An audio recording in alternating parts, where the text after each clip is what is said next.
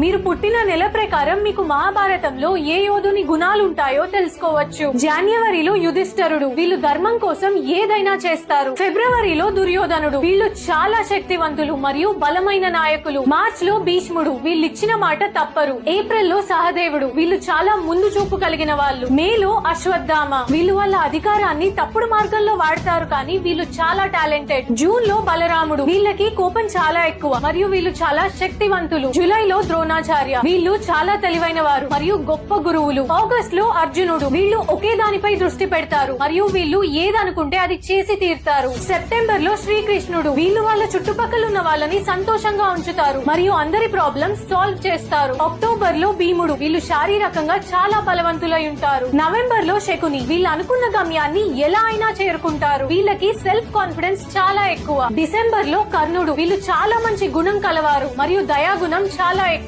మీ favourite యోధుని month ఉన్న మీ friend కి ఈ మెసేజ్ ని షేర్ చేయండి. Follow for more.